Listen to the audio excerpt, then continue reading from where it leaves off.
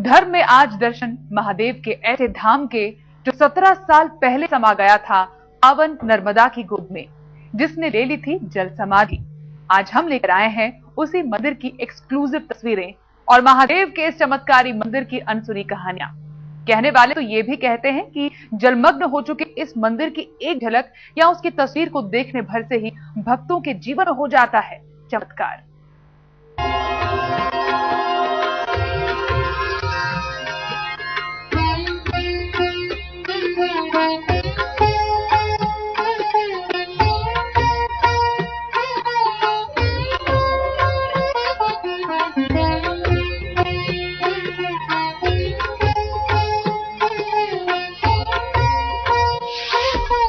जलमग्न मंदिर। ओम नमः शिवाय। जलमग्न शिवाला। हर हर भोले। आस्था का अद्भुत नजारा। दर्शन से होती है पूरी हर कामना। मिल जाता है आशीर्वाद का खजाना। ओम नमः शिवाय। हर हर भोले। जल में डूबे हैं महादेव, जलमग्न है उनका पवित्र धाम। ये तस्वीरें किसी को भी रोमांचित कर सकती हैं।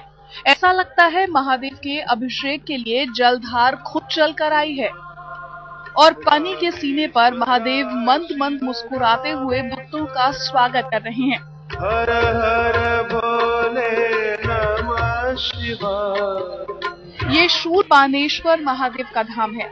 ये वो मंदिर है जो नर्मदा के जल के बीचों बीच देता था भक्तों को महादेव के दर्शन।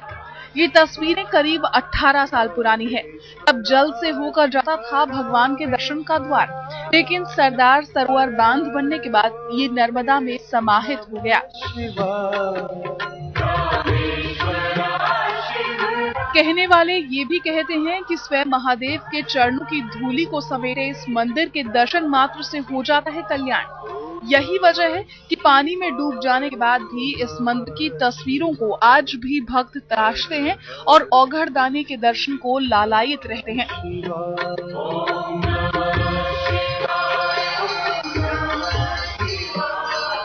इस मंदिर के बारे में अनेक कहानियां प्रचलित है, जिसमें से एक जुड़ी है अंधक नाम के असुर से।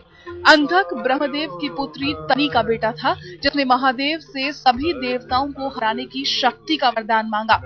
वरदान मिलते ही अंधक इंद्र की पत्नी को उठा ले गया और सभी देवताओं पर अत्याचार करने लगा।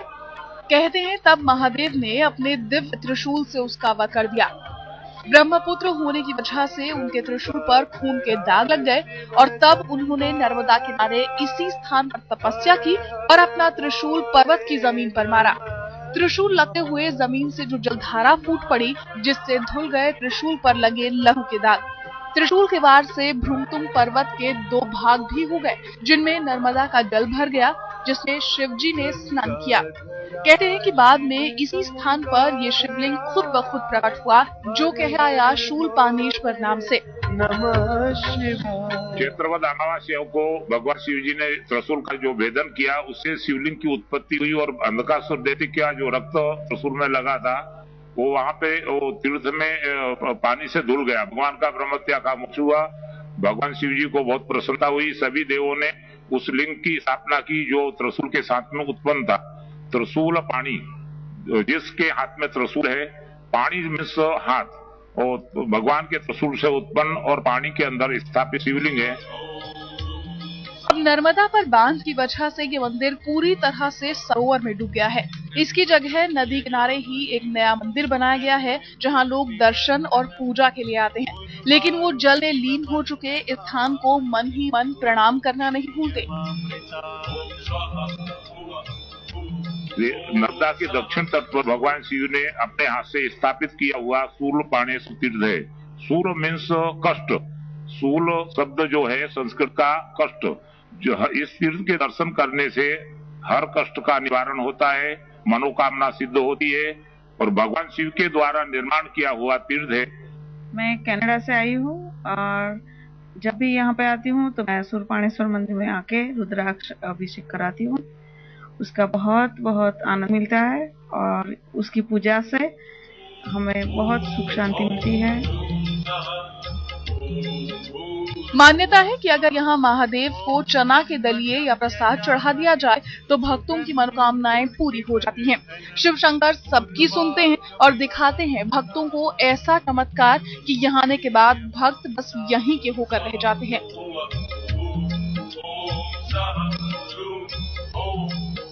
नर्मदा से नरेंद्र पेपरवाला के साथ आज तक ब्यूरो। नर्मदा में महादेव का मंदिर जल में समा गया है तो वहीं राजस्थान के वागड़ जिले में बने एक मंदिर में नदी के बीचों बीच होते हैं महादेव के दर्शन। वागड़ जिले के दीवड़ा गांव में मोरन नदी के बीचों बीच विराजते हैं सफेद महादेव, जिन्हें उनके रंग की वजह से गोरेश्वर महादेव के नाम से जाना जाता है। आखिर क्या खास है जिसकी वजह से भक्त महादेव को गोरेश्वर के नाम से पुकारते हैं? चलिए जानते हैं।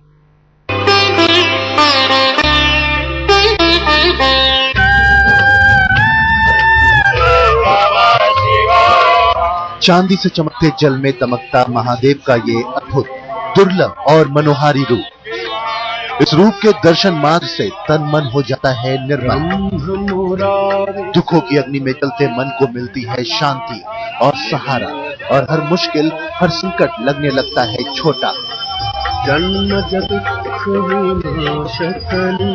दिल को मोह लेने वाला त्रिपुरारी भोले भंडारी का ये रूप आप भी अपनी आंखों में बसा लीजिए, क्योंकि इस रूप में समाहित है असीम शक्तियां। वो शक्तियां जो भक्तों का भवसागर में लगा देती हैं बेड़ा पार।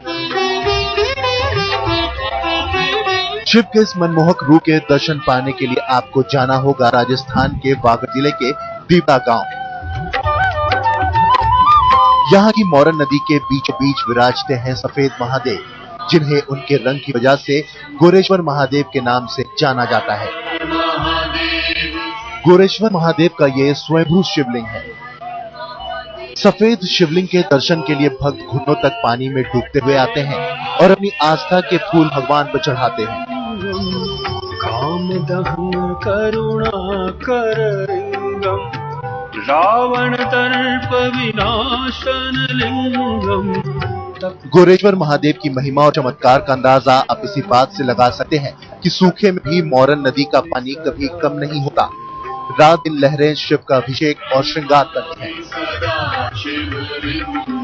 और इसी तरह भोले शंकर बरसाते हैं भक्तों पर अपनी कृपा। सुर गुरु सुरवर पूजित लिंगम, सुरवन पुष्प सदा चित लिंगम। भगवान शिव की जटा से गंगा निकलती है, लेकिन फिर भी भगवान शिव को जल बड़ा प्रिय है।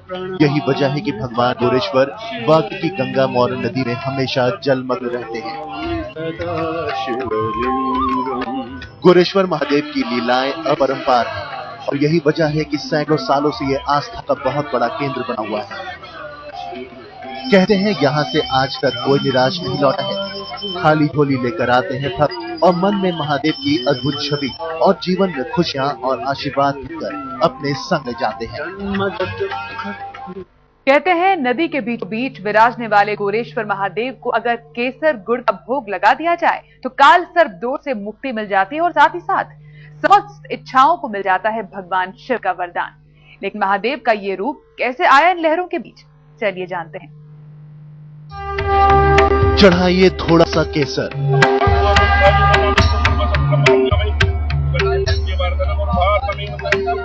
कीजिए गुड़ का अर्पण,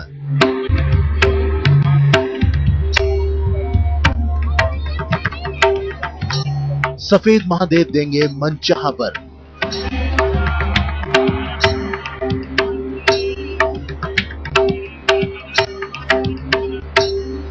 हो जाएगा काल सर्प दोष का अंत।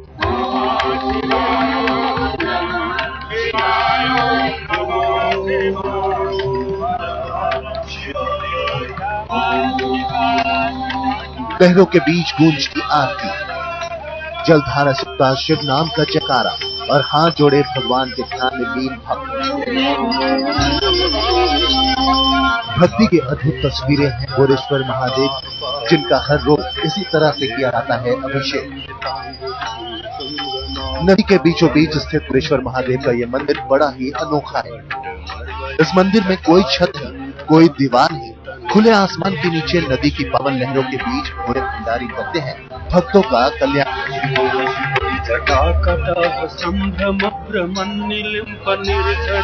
फक्कर तबीयत के माने जाते हैं औगरदानी, और दीवा गांव में आकर इस बात का और ज्यादा एहसास हो जाता है। कहते हैं ये शिवलिंग स्वयंभू है। इसकी खोज सैकड़ों साल पहले इस एक गाय ने की थी। गाय रोज अपना दूध यहाँ आकर चढ़ा जाया करती थी। उसके मालिक को जब इस बात का पता चला तो उसने गुस्से में शिवलिंग को तोड़ दिया, जिसमें से निकलने लगी रक्त की धार। कहते हैं कि बाद में शंकराचार्य ने टूटे हुए शिवलिंग को दोबारा स्थापित किया और फिर यहाँ लगने लगा भक्तों का मेला।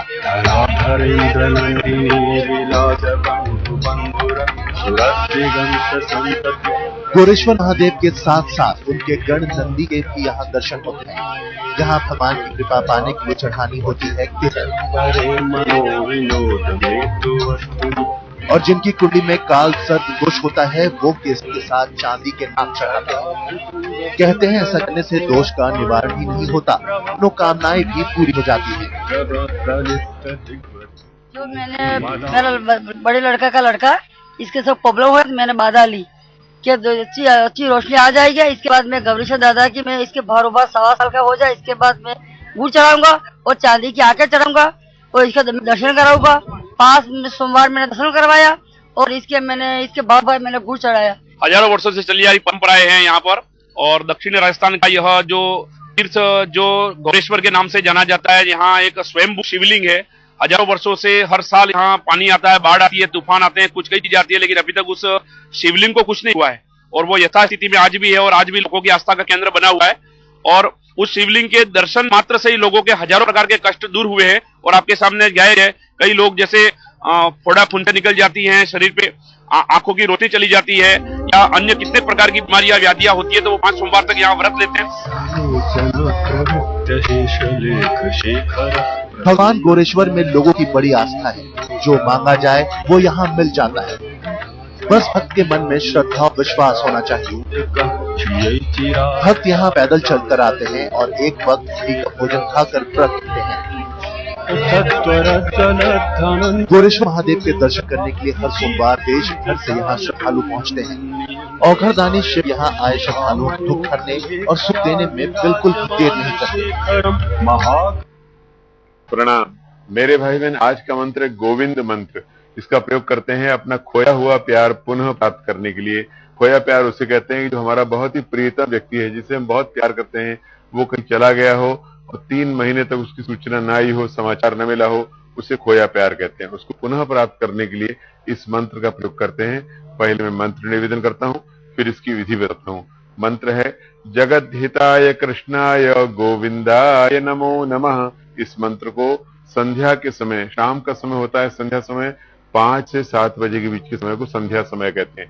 संध्या के समय उत्तर को मुख करके 7 दिन तक लगातार प्रत्येक दिन 3 बार इसका उच्चारण करें तो आप देखेंगे कि 7 दिन के अंदर अंदर उस व्यक्ति की सूचना, अपने प्रिय व्यक्ति की सूचना, समाचार आपको मिल जाएगा जो आपसे खो गया है, कहीं चला गया है, बिछुड़ गया है। एक बात मैं निवेदन कर दूं कि 7 दिन तक लगातार करना चाहिए। ऐसा नहीं कि 1 दिन कर लिया, 2 दिन कर लिया, फिर 3 दिन कर लिया, फिर 2 दिन कर लिया। 7 दिन लगातार करें तो आप निश्चित ही जो अपने व्यक्ति खो गया है, चला गया है, जिसके समाचार हमको नहीं मिल रहे हैं, उसके समाचार आपको मिलने लगेंगे। मंत्र में एक बार पुनः निवेदन करता हूं। मंत्र है जगत हिताय कृष्णाय गोविंदाय नमो नमः। मित्रों, हम कामना करते हैं कि आपका खोया प्यार आपको मिल जाए। और अब समय है जिज्ञासा का। मित्रों, आज की जिज्ञासा है कि वैशाख मास में गंगा स्नान क्यों, वैशाख के महीने में गंगा स्नान क्यों करते हैं। हमारे यहाँ 6 ऋतुएं होती हैं, जिसमें से ग्रीष्म ऋतु होती है वैशाख और ज्येष्ठ मास में। इस महीने गर्मी की प्रारंभ, गर्मी की शुरुआत हो जाती है और गर्मी जेठ में जाके एकदम से बहुत अपने तेजी पर आ जाती है। इसलिए वैशाख के महीने में प्रातःकाल उठ करके लोग गंगा में अथवा पवित्र नदियों में स्नान करते हैं। वहां स्नान करने से लक्ष्मी प्राप्त होती है, दरिद्रता नष्ट होती है और कार्यों में उत्साह बना रहता है। इसलिए वैशाख के महीने में प्रातःकाल जाके गंगा अथवा अन्य पवित्र नदियों में प्रातःकाल उठ करके भगवान को स्मरण करके स्नान करते हैं।